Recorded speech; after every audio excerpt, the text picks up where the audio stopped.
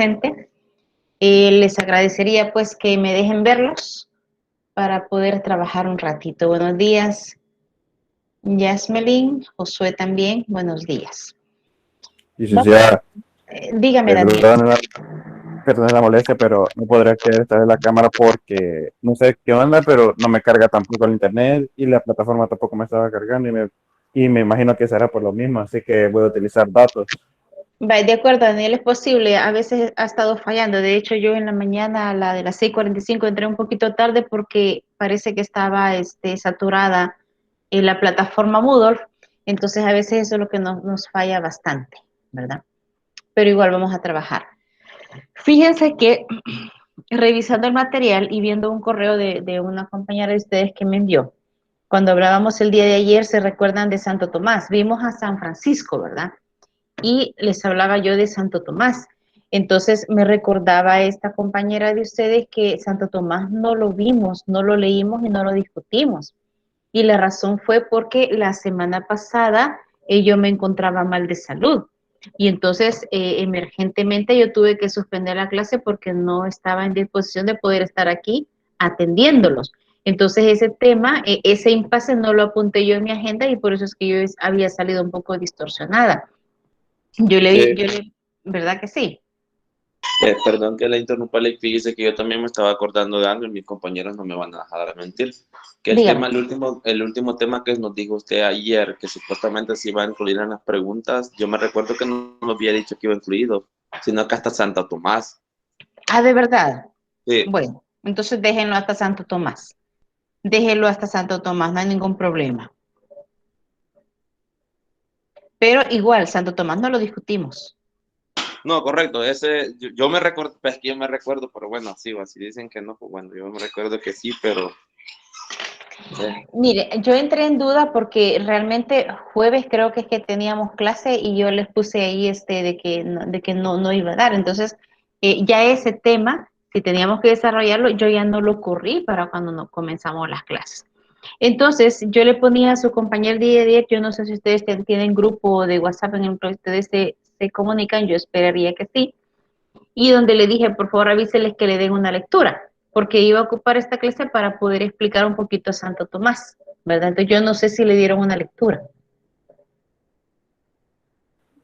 Sí, le di una pequeñita lectura y de hecho tengo una pequeña duda. Creo que Dígame. en Santo Tomás de Aquino hay una parte, creo que si más me acuerdo, creo que había una parte que decía de que el aristotelismo, o sea, en ese tiempo la escolástica como que tenía una pequeña preocupación por ese género, o sea, esa filosofía de Así es, Aristóteles, así es. pero ¿qué era supuestamente lo que decía esa filosofía para que tuviera esa preocupación? Porque al final supuestamente Santo Tomás de Aquino ponía, o sea, hacía de que la teología y esa filosofía estuvieran así como juntas. Así es. Lo que sucede, Daniel, es que no profundizamos tanto, le decía yo, en lo que era la filosofía de Aristóteles. Hay un momento en el que la filosofía de Aristóteles es bien amplia. Entonces, como que se ponía en duda la existencia de un Dios. Y por eso que siempre leemos allá que nos hace como caer en un panteísmo, ¿verdad?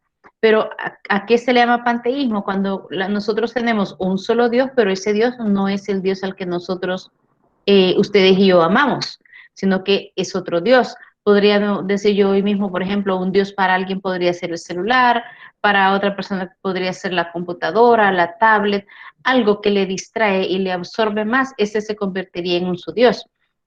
Y aparte de eso, estaba la teoría incluso de las dos verdades, el sí y el no. Entonces, ¿qué es lo que es verdadero y qué es lo que es ilusión? Entonces, la filosofía de Aristóteles tocaba muchas facetas y a veces podía rayar un poquito con la fe. Y entonces ese es el temor que la iglesia tuvo con respecto a eso y lo eliminó, cosa que no hizo Santo Tomás y es lo que vamos a hablar ahorita, donde él se metió a escudriñar los escritos de Aristóteles y se quedó obviamente con lo que le podía servir para la fe católica. No sé si responde un poquito a su pregunta, Daniel. Sí, ya es bueno, más o menos la mayoría, porque también veía de que decía de que Santo Tomás de Aquino como que había buscado traducir lo que él había entendido, porque supuestamente la filosofía de Aristóteles no estaba bien traducida. Así es, no estaba bien traducida y él se encargó de buscar él propiamente o ayuda de quien sí le iba a dar una traducción más fiel y los escritos que él pudo traducir, así es. Bien, entonces iniciando con lo de la lectura, ya veo que sí, algunos de ustedes sí le dieron una lectura. Los que no, yo voy a explicar y voy a hacer énfasis en lo más importante de Santo Tomás para que usted tome anotaciones y cuando lo lea, pues logre usted poner atención en ese aspecto. ¿Verdad? Le dice, comienza Santo Tomás, que es ahí por el siglo XIII, y le dice que es la edad de oro de la escolástica cristiana. Cuando hablamos de escolástica, estamos hablando de aquella filosofía donde se tomaban en cuenta conocimientos o postulaciones de filósofos antiguos que todavía eran vigentes. Recuérdese que algunos ya no eran vigentes, como por ejemplo la de los milesios, que unos decían que todo iniciaba del agua, otros todo del infinito, otros en el cambio, etcétera. Entonces, algunas filosofías ya no eran vigentes, las que sí eran vigentes, ya era pues como la edad de oro, pero las cristianas propiamente. También es el gran siglo de las catedrales góticas. ¿Cuál es el tipo de estas construcciones góticas? Por ejemplo, en Santa Ana tenemos la Catedral de Santa Ana. Pues toda esa construcción que, digamos, lleva muchos ganchitos y muchos adornos, las construcciones son el estilo gótico que se resurgió y estuvo de mucha fama en esta época. Se ven también muchas construcciones así en Londres, por ejemplo. Londres, París, que nosotros podemos ver edificios grandes o catedrales e iglesias muy sofisticadas en el ambiente gótico. Pero también síntesis teológico-filosóficas a los que se le llama sumas. Recuerde que sumas eran como compilaciones y reunión de muchos estudios. No solo una suma es la que fue famosa. El caso, una es la más famosa y que hasta hoy sigue siendo la más famosa, que es la que escribió Santo Tomás de Aquino. Más adelante vamos a ver un poquito de ella. Pero San Agustín hizo compilaciones y otros filósofos cristianos también hicieron sus compilaciones. Y a todo eso se le llamaba sumas teológicas, ¿verdad? Veamos qué más me dice por acá. Habla de Aristóteles que evadiría todos los órdenes de la cultura aficionando a los hombres al saber profano. Quiere decir que ahí es donde comienza el temor de los cristianos, que el hombre se podía desviar un poquito de la fe y se podría volver, digamos, un poquito pagano, y al parecer se desviaba profundamente del credo cristiano hasta negar la inmortalidad del alma. Recuerde que el alma era un término que no se conocía mucho. San Agustín la definía como ese algo que tiene el ser humano y está luchando, que quiere regresar.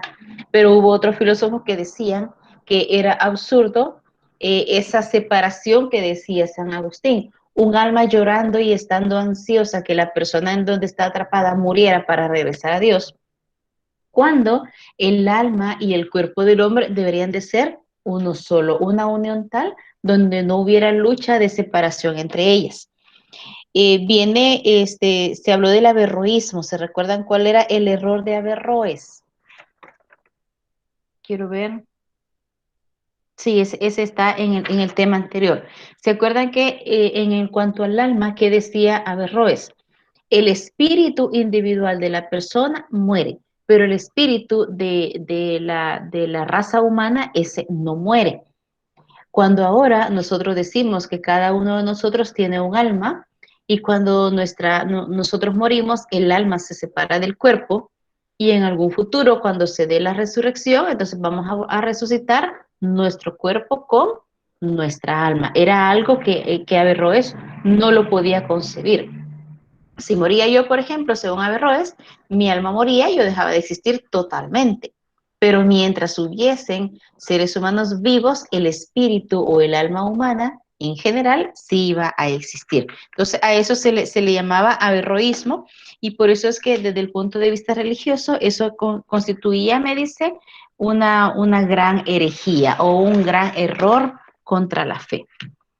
Viene Santo Tomás y le llaman el verdadero Aristóteles, porque Santo Tomás fue el que se preocupó mucho por estudiar y profundizar en los escritos de Aristóteles.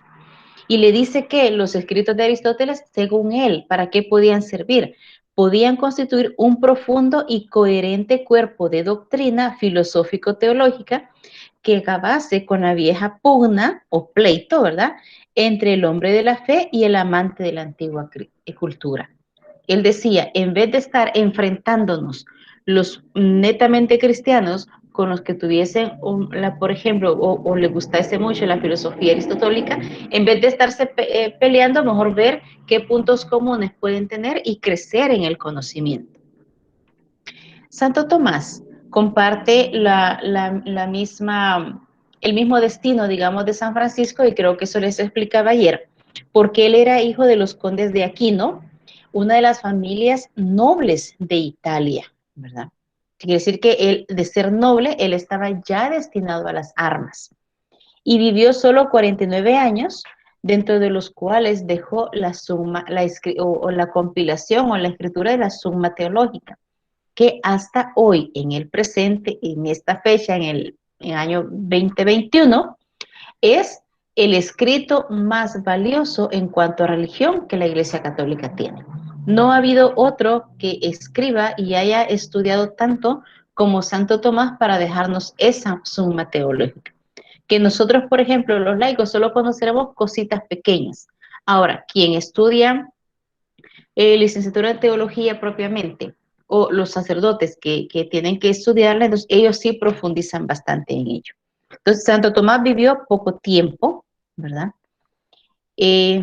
Y le dice que para realizar él su ideal, lo primero que tuvo que hacer es vencer la oposición de sus padres. Entonces, él estaba destinado a las armas, pero antes de poder él ejercer o entrar, digamos, a ejercer las armas, él se enfrentó a sus padres y les externó el deseo que tenía de convertirse en religioso. Y fíjese, aquí le menciona el documento que él ya había organizado, por decirlo así, o averiguado a dónde podía ingresar él para hacerse monje o religioso. Y lo había dicho en la abadía de Montecassino.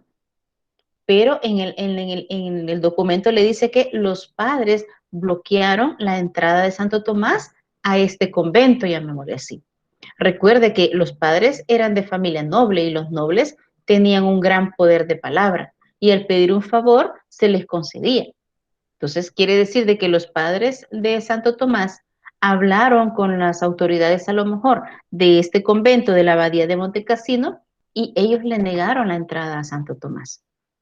Santo Tomás, cuando sucedió eso, entonces él empezó a buscar para qué congregación se iba, y le llamó la atención la fundada por Santo Domingo de Guzmán, que hoy es lo que conocemos como dominicos.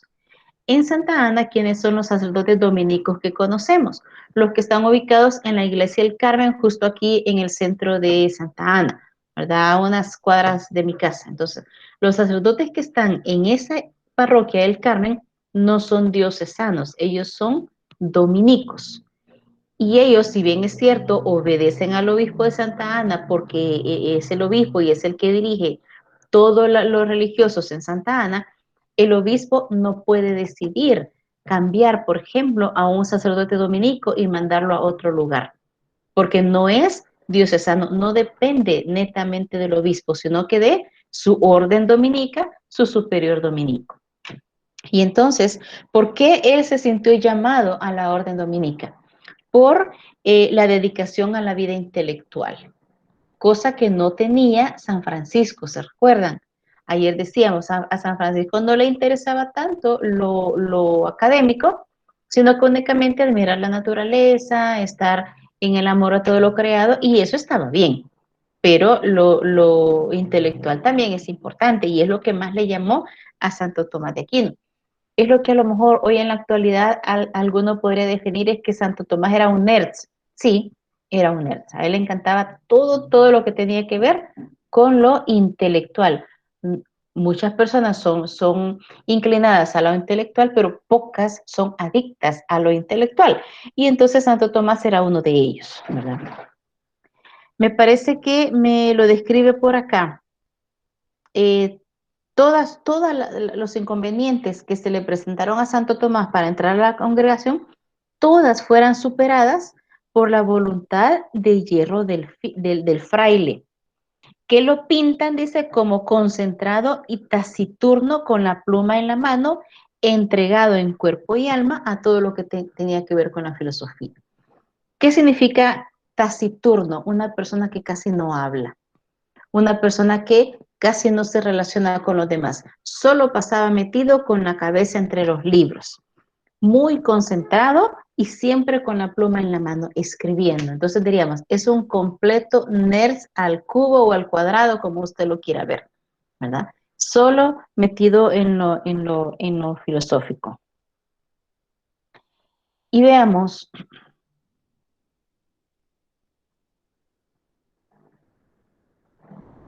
Entonces, Santo Tomás fue consagrado, ¿y cómo se le conoce? Como el patrono del estudioso y del intelectual cristiano. Quiere decir que los jóvenes cristianos, ¿a quién le pueden pedir, por ejemplo, intercesión para que se le quede todo lo que tiene que estudiar, ¿verdad? Para algún examen o algo? A Santo Tomás. Porque no ha habido persona tan metida en los estudios como Santo Tomás. Le dice que él primero pasó por la Universidad de París, donde conoció a San Alberto Magno y el más famoso de los dominicos, San Alberto, que ha sido el primero en comprender la inmensa importancia del aristotelismo recién descubierto. Quiere decir que cuando Santo Tomás conoció a San Alberto, su sorpresa fue que San Alberto también estaba interesado en los escritos de Aristóteles. Era de aquellos espíritus cultos que hablaban, que se ve pues, creo que ya habíamos hablado anteriormente, que aunque estuviese la prohibición de leer los escritos de Aristóteles, ellos estaban interesados en conocer los escritos de Aristóteles. Entonces, para él eso era bastante importante, ¿verdad? Pero le dice, y hacer unas transcripciones de los textos aristotélicos usuales acompañados de paráfrasis. ¿Por qué? Porque todas las interpolaciones y todas las traducciones que se dieron antes, para él, por ejemplo, le dieron duda. Él tenía la sospecha que la traducción, recuerde que la traducción no se estuvo 2 años, no se estuvo 3 años. Pasan muchos años desde que Aristóteles, desde sus inicios, llegó hasta las tierras, por decirlo así, donde estaba Santo Tomás de Aquino. Si un mensaje, les decía yo a ustedes, les puse el ejemplo del mensaje. Si yo le doy un mensaje y hago una dinámica en 6 personas y a la primera persona le doy un mensaje, cuando llega a la última persona, el escrito, el mensaje ya llega deformado. Aquí me dice, ya llega contaminado. Entonces, él sospechaba que los escritos de Aristóteles tenían cierta contaminación. Cada quien le había dado su punto de vista. Y entonces, en consecuencia, dice, encargó él a otro dominico, perfecto conocedor del griego, Guillermo de Moerbeca, para que marchase a Oriente a favor de las cruzadas con objeto de obtener y traducir sus fuentes originales, las fuentes originales de lo de Aristóteles. Entonces, él no se quedó con las traducciones que ya habían hecho antes, sino que él prefirió que alguien se las tradujera o le echara la mano en ese aspecto, pero con una inclinación religiosa, porque entonces no iba a haber deformación en ello, ¿verdad? Y le dice Santo Tomás, bueno, el animal o los animales solo captan en el mundo las formas concretas, pero el hombre tiene entendimiento o facultad intelectiva que puede adquirir no solo lo concreto de las cosas, sino que profundizar más. En parte, aquí él está tocando un poco de los universales, donde dice, el hombre no solo se queda con la botella, por ejemplo, ustedes pueden estar viendo esta botella, y alguien dice, está el marca, por ejemplo, porque puede ver lo que es la viñeta, pero alguien va a decir, pero es que adentro tiene agua. Uh-huh. Adentro tiene agua, quiere decir que ya estamos profundizando. ¿Cómo será esa agua? ¿Estará caliente porque tiene rato de estar ahí? ¿O le habrá echado la licencia un poco de azúcar y es un poco de agua azucarada? ¿O le habrá puesto...? Esas conjeturas de introducir en qué tengo yo aquí adentro de la botella, entonces ya es profundizar. Es donde Aristóteles me dice, Santo Tomás me dice, el hombre es más intelectivo. El hombre no solo se queda con lo que ve de frente, sino que penetra en el conocimiento. Veamos. Le habla, bueno, se mete bastante Santo Tomás a explicar lo que es de lo de la Trinidad. Recuerde que hablábamos el día de ayer, Dios Padre, Dios Hijo, Dios Espíritu Santo. La encarnación, ya hablamos de Duns Scoto. Se recuerda que Duns Scoto era conocido como el apóstol de la Inmaculada Concepción. Entonces a Santo Tomás le llamó la atención eso sobre la Eucaristía y muchas otras cosas pues que tienen que ver propiamente con la fe, ¿verdad? Santo Tomás trató dentro de lo posible auxiliarse de los escritos de Aristóteles como para querer él demostrar la existencia de Dios o como poder llegar y decir, miren, 2 más 2 es 4 porque me lo está diciendo la calculadora, miren, ya lo comprobé, 2 más 2 es 4. Entonces, ese fue el primer afán de Santo Tomás, auxiliarse de los escritos de Aristóteles para poder demostrar la existencia de Dios. Pero realmente la existencia de Dios no la podemos demostrar, solo la podemos sentir. Nadie va a decir es que yo vi a Dios. Hay cosas que el ser humano sabe que existen, pero no las puede demostrar y no las puede ser tangibles. Yo leía, me parece, algo y me llamó mucho la atención. Hay personas que todo lo que existe lo quieren dar una demostración, pero alguien le decía, bueno, y entonces el amor, ¿qué es el amor? ¿Será que el amor existe? ¿Lo puedo tocar? No, el amor solo lo puedo sentir. Y entonces alguien estaba haciendo como la interrogante, demuéstrame qué es el amor, yo necesito conocer qué es el amor, porque solo me dicen que lo siento, pero no me convence.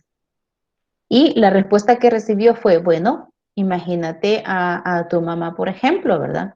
A tu mamá nosotros la podemos partir, le decía, en varias partes, hipotéticamente, no se le va a meter el pensamiento sanguinario. Entonces partimos a una mamá en parte. Entonces le decía a la persona, decime a dónde está el amor que tu mamá te tiene. ¿A dónde? No, si es que eso no te lo puedo decir, le decía la otra, el amigo, no. No, pero entonces, ¿cómo me vas a demostrar que tu mamá te quería? Y le decía el amigo, con todas las acciones que mi mamá hacía por mí, por todo lo que me entregaba. Así es Dios, le decía. Entonces, el amor no lo podemos tocar, no lo podemos medir, solo podemos tener una idea de lo que es. Y principalmente porque habla del amor de una madre, porque una madre siempre va a amar a su hijo, sea como sea. Pero no hay una medida del amor. Entonces, Santo Tomás quiso demostrar un poco la existencia de Dios. Obviamente no lo logró, pero sí se acercó bastante y conoció mucho más a Dios que como lo conocía antes de meterse en los escritos. Con la teoría, me parece que aquí me fundamenta. Le dice, Dios se halla entre dos extremos etéricos que se conocen agnosticismo y ontologismo. El agnosticismo es aquel tipo de filosofía que habla un poco del conocimiento, pero con cierta duda. O sea, sí está el conocimiento, pero se duda un poquito de los conocimientos. Hay personas que dudan de la existencia de Dios. Y está en el ontologismo. Recuérdese que la ontología es aquella ciencia que estudia el ser, de dónde viene el ser, por qué es así el ser, qué es lo que compone el ser. Entonces, el conocimiento de Dios está entre las personas que dudan un poquito y no creen y aquellas que sí saben que Dios está ahí. Entonces, como que me deja un poquito así equivocado, no bien profunda la respuesta. El ontologismo, en cambio, sostiene que la visión inmediata, sensible y evidente de Dios, cuya existencia no requiere, por tanto, demostración. En la ontología yo me voy más por la fe, ¿verdad? ¿Usted sabe que su mamá lo quiere? Sí. ¿Cuánto lo quiere su mamá? Usted solo puede decir bastante, porque a lo mejor usted ya ha sido testigo de algunos sacrificios, llamémosle sacrificios, que su mamá ha hecho por usted como hijo, como por ejemplo sacrificar algún postre que a ella le gusta tanto, pero al hijo también, entonces la mamá se lo da. Y el hijo le dice, ¿y no vas a querer, mamá? No, no tengo ganas. ¿Cuál? La mamá sí tiene ganas. Siempre tiene ganas de lo que le pueda gustar, más un postre, pero prefiere dárselo al hijo, ¿verdad? Y el hijo fielmente le cree que no tenía ganas, ¿verdad? Y se lo come. Ese es el amor de mamá. Daniel me levantó la mano, ¿lo escuchamos? Así como dice, tiene razón. Yo a mi mamá algunas veces, cuando estamos comiendo pastel, va, Así ya es. solo queda el último pedazo, entonces yo le digo, comételo, y ella me dice, no, hombre, comételo vos, yo ya no tengo hambre. Y yo sé que ella no admite que tiene hambre solo porque me lo quiere dejar. Así es, así es. Y así muchas cosas, ¿verdad? ¿Y qué mamá le puede decir a usted? Yo necesito que me planchen esta mesa, pero estás cansada de tener sueño. No, hijo, yo no tengo sueño todavía. Mira, hacer otras cosas, sí va. A veces no es así, pero son sacrificios que a veces los hijos, algunos hijos como hijos no lo entienden, porque ellos como hijos no se sacrificarían por un hermano, por ejemplo, ¿sí? No, hombre, le decía al hermano, ya tengo hambre, o el hermano, no, ese pastel, a ver, yo lo agarro primero y el que lo agarra primero se lo come. Entonces, estamos hablando de un amor muy grande, mucho más grande es el amor de Dios, pues, y entonces nos cuesta a veces y nos deja a veces anonadados cuando nos damos cuenta que recibimos una respuesta esperada en el momento inesperado, ¿verdad? Santo Tomás habla, él postula 4 vías de la razón para acercárselo más a Dios. No están aquí las 4 vías de la razón, ¿verdad? Porque son bastante profundas. Pero le dice de que una de ellas, para él, todo lo que existe siempre requiere una causa, una causa. Por ejemplo, si yo les pregunto a ustedes, cuando usted está en una tarde, por ejemplo, usted está al aire libre y siente que le viene un gran viento fuerte y nosotros en buen salvadoreño le llamamos ventarrón, me llegó un ventarrón. ¿Cuáles son las posibles causas que usted piensa de ese ventarrón? Que va a llover. ¿Que va a llover? Uh-huh. Generalmente casi siempre pensamos en que va a llover. Así como Díganme. estaba pasando al principio de estos años, de que se venía un frente frío. ¿Sí? Podría ser, dice, viene un frente frío. Daniela también quería decir algo. Lo mismo que va a ser frío. Lo mismo, que va a ser frío. Entonces, usted dice, viene un viento fuerte, quiere decir que o va a llover y voy a correr a meter la ropa, o va a hacer frío, ¿verdad? Entonces, decía, siempre se requiere una causa en todo cuanto existe, una causa. Entonces, ¿por qué nos enojamos? Y yo le puedo preguntar, ¿usted por qué se enojó tal día? Ah, es que fíjese que, es que fíjese que, usted me va a decir la causa por la cual se enojó. Uh-huh. Que no dormí ayer, me decía una de mis hijas. ¿Y por qué no dormiste? El dolor de muelas no me dejaba dormir. Entonces, había una causa. Entonces, decía, me dice Santo Tomás, que todo tiene una causa. Y luego existe, dice, y debe haber una causa primera de todo, a lo que se le llama Dios. Dios es el causante de todo cuanto existe. Pero alguien me va a decir, ¿será que Dios es el causante entonces de que hayan guerras, de que haya hambruna en algunos lugares?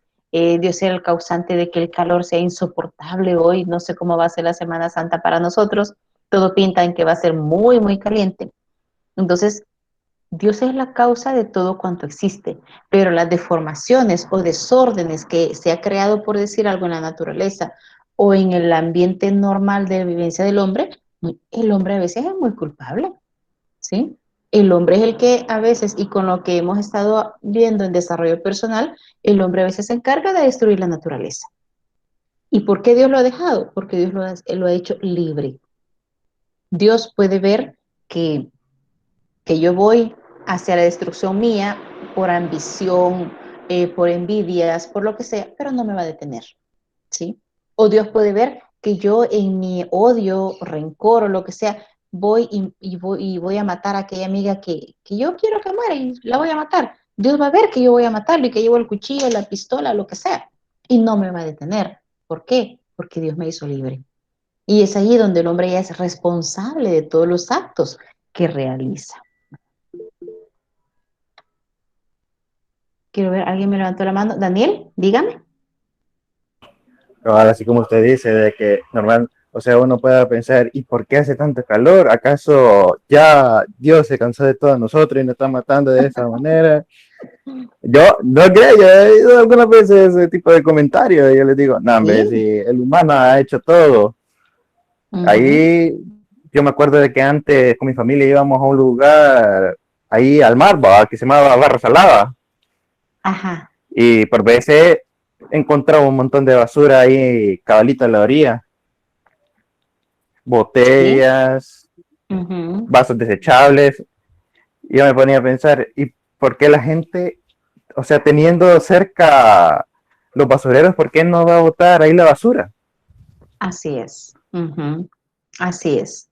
Mire, hoy yo no sé cómo habrán quedado, digamos, los institutos o colegios donde ustedes estudiaron el año pasado. Bueno, el año pasado casi ni estudiaron, pero cuando todo era normal. Pero en la universidad yo me fijaba que al terminar una clase, la parte del pupitre abajo siempre quedaba con basura. Ahí dejaban las bolsitas de las frituras que se comían, ahí dejaban la botella de agua que se habían tomado. Entonces uno dice, todos los salones tienen un basurero. Y al salir del salón, en el pasillo hay basurero. Y hay basurero incluso para reciclar lo orgánico, todo lo que es papel y todo lo que ya no es orgánico. Entonces, y la gente no lo usa. Entonces, somos nosotros, nuestra libertad a veces es la que nos hace hacer cosas que no se deben. Por ejemplo, el que maten a alguien, lamentablemente hace 2 días asesinaron a una chica que estudia en la universidad, fue mi alumna. Y entonces cuando una pregunta, ¿qué pasó? Fue feminicidio. Nadie va a poder decir, es que Dios quería que se muriera. No, Dios no quería que se muriera. Lo que pasa es que hubo alguien que usó mal uso de su libertad y entonces ocasionó ese daño. Entonces, esas son las cosas que a veces nos cuesta un poquito entender con respecto a Dios, ¿verdad? Como me dice, ¿por qué hace calor? ¿Por qué hay maldad en el mundo? ¿Por qué hay delincuencia en el mundo? Porque Dios nos hizo libres. Y aunque estemos tomando la peor decisión de nuestra vida, Dios no nos va a detener, ¿verdad? Entonces, esa es la situación. Habla un poquito Santo Tomás y me dice, bueno, y entonces, ¿cómo es que el hombre va conociendo no solo a Dios, sino que todo? Me causa gracia y él utiliza la palabra cosa. En El Salvador, a lo mejor le podríamos llamar volado, ¿verdad? Le dice, ¿cómo conocemos? Antes de la cosa, ¿verdad? En la cosa y después de la cosa, ¿verdad? Antes de la cosa. Entonces, le habla aquí específicamente y le voy a leer eso por si no lo ha leído. El fundamento es, naturalmente, la forma impresa por Dios a las cosas. Así, tomando la cuestión en toda su extensión, el universal tiene una triple realidad. Antes de la cosa, en la mente divina como patrón o arqueotipo con arreglo al cual Dios la creó. En la cosa, con forma de la misma, y después de la cosa, en la mente del cognoscente que la abstrae de las cosas mismas. Cognoscente significa la persona que está conociendo. Cognoscitivo es un término que significa conocimiento. Entonces, ¿cómo conocemos? Antes de la cosa. Y eso nos pasa siempre, ¿sí? Imagínese usted que en el primer día de clases. Usted no ha podido vivir un primer día de clases presenciales en la universidad, pero lo vio a través de la pantalla, ¿verdad? ¿Cómo a ustedes nosotros los matriculamos? Ustedes automáticamente les apareció el nombre del docente que les iba a dar tal materia, ¿verdad? Y entonces, Ustedes ahí conocieron antes de la cosa. Ah, aquí está el nombre de la persona que me va a dar la clase. Y si fue curioso, le dio clic a participante y ahí le salió el nombre de todos sus participantes, de los participantes. A lo mejor a alguno le salió conocido, a lo mejor ha sido compañero suyo de antes y usted lo conocía, pero piense en el que no conocía.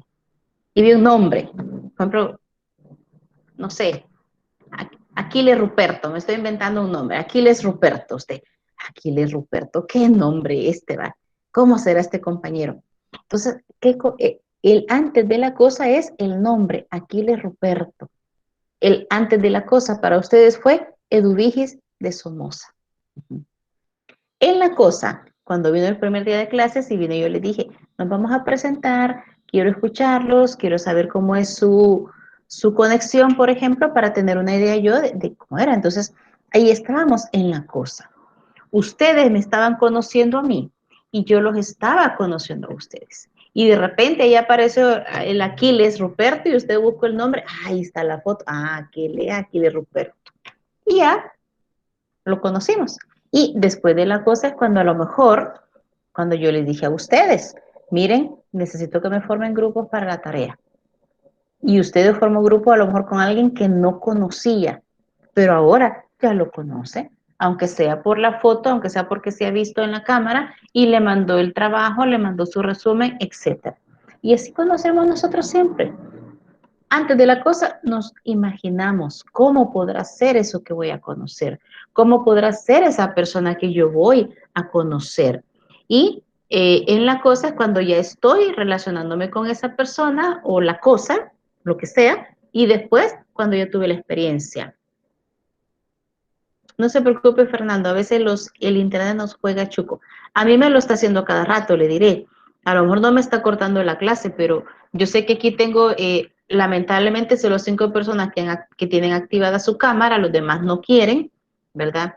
Entonces, pero de repente se me pone que nadie tiene la cámara, nadie. Quiere decir que el internet está fallando bastante. Gracias, Diego, por haberse puesto por ahí y dejarse ver nuevamente. Bien, entonces eso es lo que me dice Santo Tomás. Veamos qué más de importancia tiene.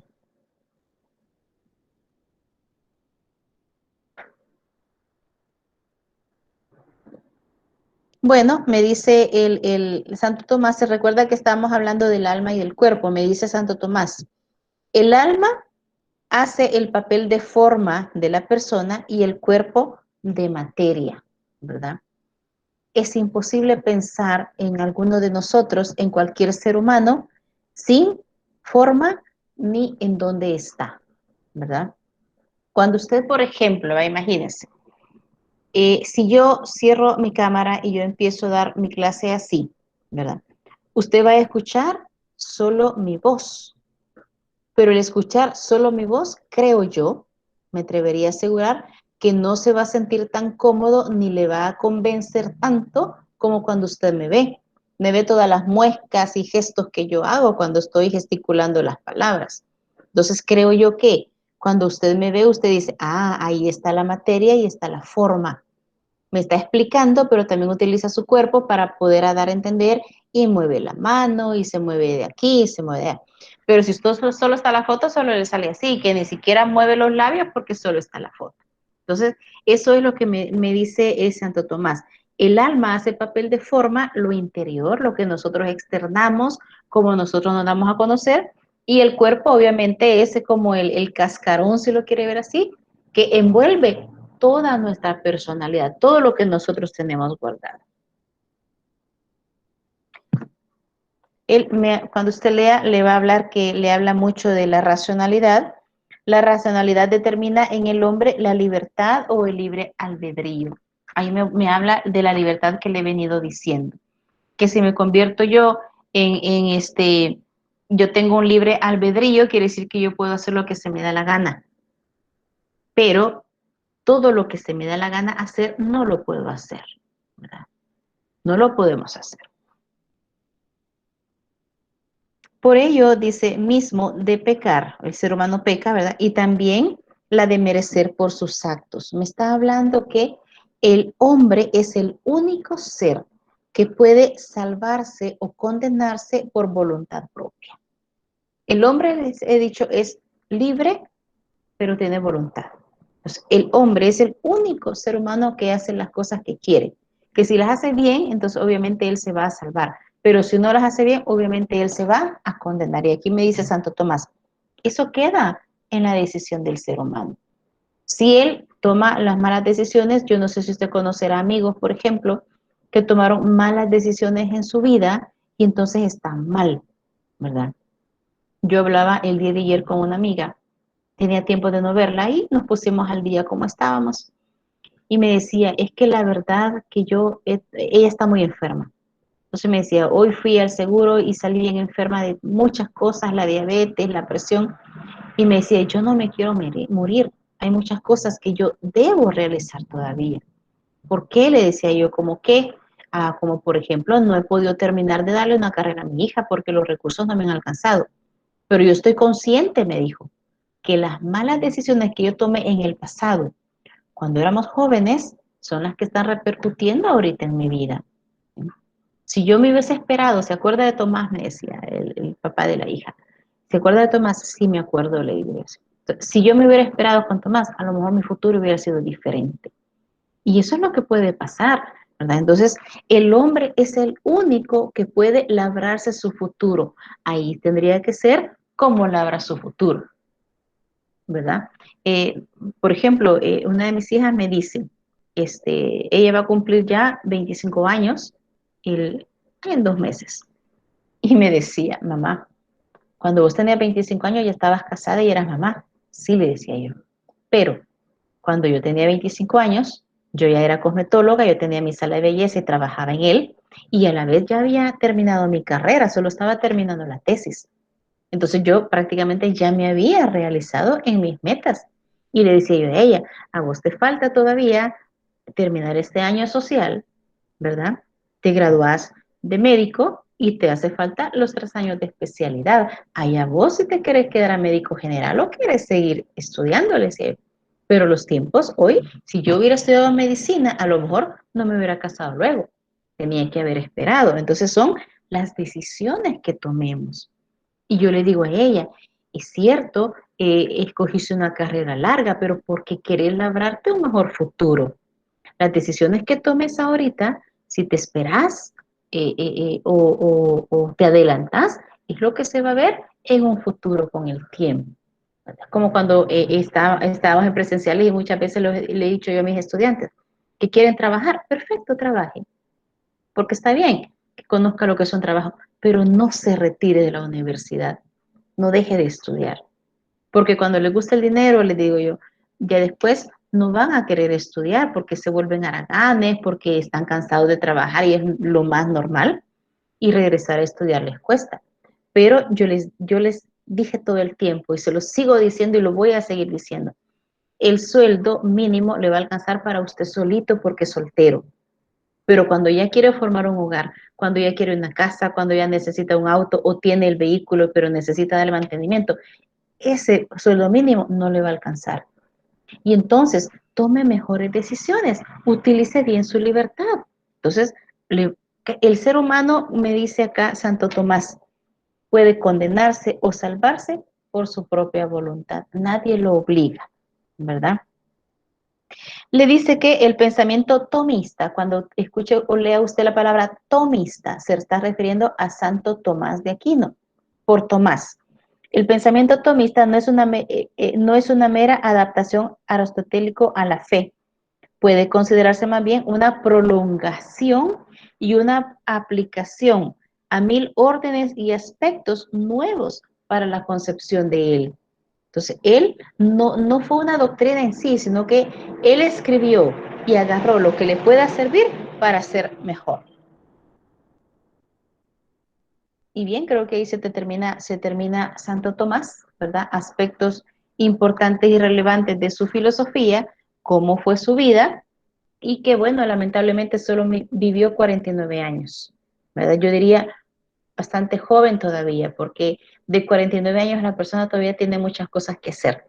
Yo me reía de una exalumna, no hace mucho, hace poco, porque cuando yo le daba clases decía, no, es que 30 años es una persona ya vieja, ya no tiene nada que hacer. Hoy que ya esa persona tiene 35 años, hoy se disculpa de que pensaba, yo le decía, entonces usted ya se va a morir porque ya tiene 35 años. Y fue mi alumna hace tiempo, pues. Y me decía, no, yo me siento joven todavía. Entonces, no, por eso yo les digo, 49 años, solo vivió 49 años Santo Tomás, para mí relativamente o muy joven, tenía muchas cosas por hacer. Sin embargo, vivió ese tiempo. Pero lo que nos dejó en cuanto a intelectualismo es muy rico y muy grande. No sé si hay comentarios. ¿Cómo estamos? ¿Comentarios? ¿Estamos claros?